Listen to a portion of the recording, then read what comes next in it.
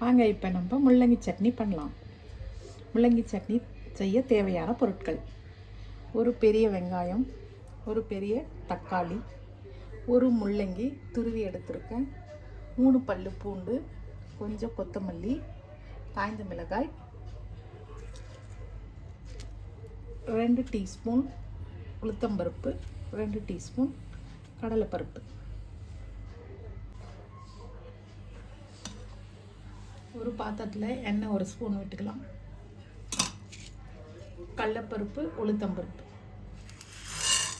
இதை சேர்த்துக்கலாம்.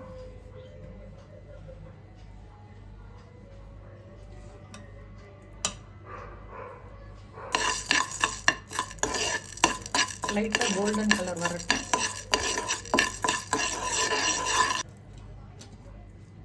அதில் காய்ந்த மிளகாய், பூண்டு,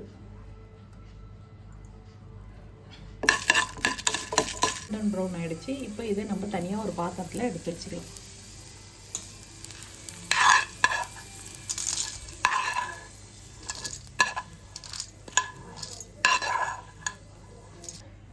ஃபஸ்ட்டு நம்ம முள்ளங்கியை நல்லா எண்ணெயில் வறுத்துக்கலாம். அப்போ தான் அந்த முள்ளங்கியோட வாசனை வந்து க்ளீனாக ஃப்ரை ஆகிடும். இந்த எண்ணெயிலேயே நல்லா முள்ளங்கி வறுக்கணும். பாருங்கள், சிலருக்கெல்லாம் முள்ளங்கி வாசனையே பிடிக்காது. இந்த மாதிரி ஃப்ரை பண்ணிட்டிங்கன்னா அந்த வாசனை தெரியாது.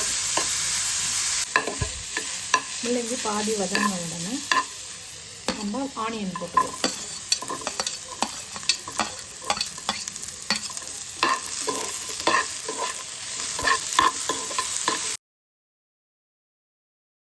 அது கூடவே தக்காளியும் சேர்த்துக்கலாம்.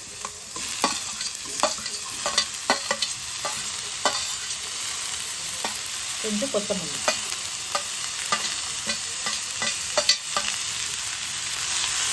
லைட்டெல்லாம் வதங்கிட்டு போட்டு கொஞ்சம் சால்ட்டு சேர்த்துக்கலாம்.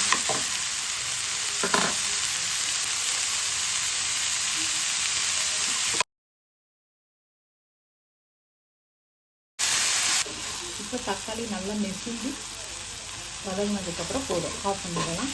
நல்லா ஆற விட்டு மிக்சியில் அரைச்சி எடுத்துக்கணும். நம்ம வதக்கி வச்சுருந்த பருப்பு, காஞ்ச மிளகாய், பூண்டு இது எல்லாத்தையும் இதிலே சேர்த்துடுவோம். சேர்த்துட்டு ஆற விட்டு மிக்சியில் அரைக்க விடுவோம்.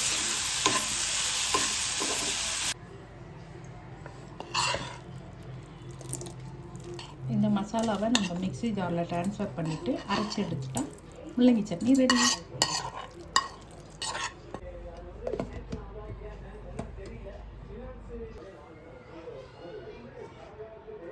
சுவையான முள்ளங்கி சட்னி ரெடி. இதுக்கு ஒரு தாளிப்பு கொடுத்துடுவோம்.